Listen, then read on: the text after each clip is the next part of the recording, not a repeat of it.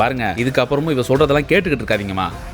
இதெல்லாம் கேட்டுக்கிட்டு இருந்தோம்னு வச்சுக்கோங்க, அது சிந்துவை தான் காயப்படுத்தும். முதல்ல இந்த பஞ்சாயத்தை முடிச்சு வைங்கம்மா.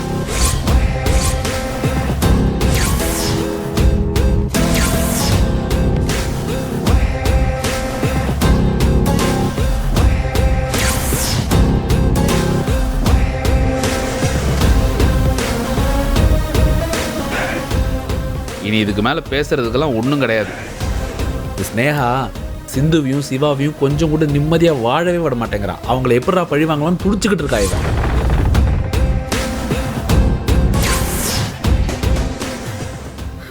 இதெல்லாம் உங்களுக்கே நல்லா தெரியுமா? இதுக்கு மேலே இவங்க சொல்ற இந்த கட்டுக்கதையெல்லாம் நம்ம நம்பிட்டு இருக்க கூடாது. இதுக்கெல்லாம் இப்பவே ஒரு முடிவை கட்டி விடுமா.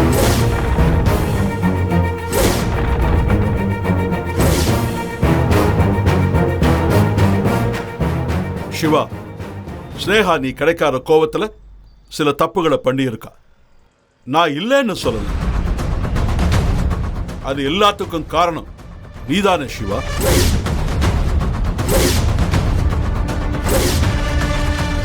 நீ சிந்து கழுத்துல தாலி கட்டின அன்னைக்கு என் பொண்ணு ஸ்னேகா மருந்த குடிச்சு சாக துணிஞ்சாலே அதை நீ மறந்துட்டியா சிவா?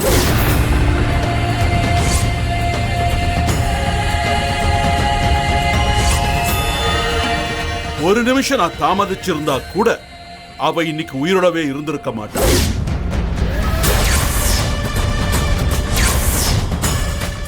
அவ இன்னைக்கு இறந்து போயிருந்தா என் பொண்ணு உயிரிழந்த சிந்து திரும்ப தர முடியுமா?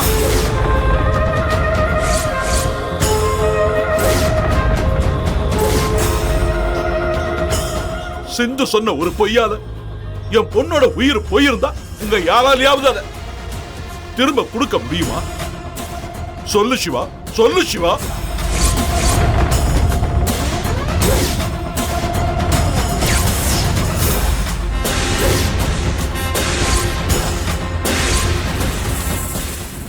நான் ஒண்ணு இல்லாதது சொல்லல. உன் மனசுக்கு நல்லாவே தெரியும். என் பொண்ணு சாக துணிஞ்சப்ப அவளுக்கு சத்தியம் பண்ணி கொடுத்தியே, மறந்துட்டியா சிவா?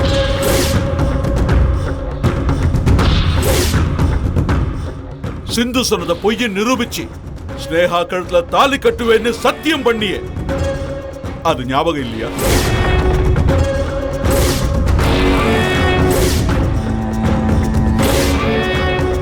ஸ்னேகாவுக்கு அன்னைக்கு நீ பண்ணி கொடுத்த சத்தியத்தை எப்படி மீறலாம்? சொல்லு சிவா.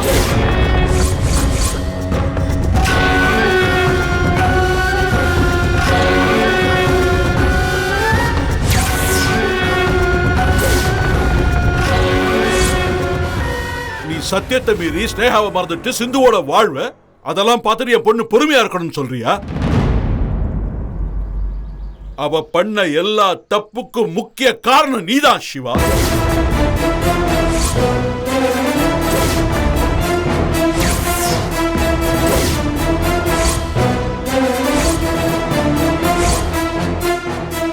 இவ இப்படி மாறினதுக்கு காரணமே நீ நீ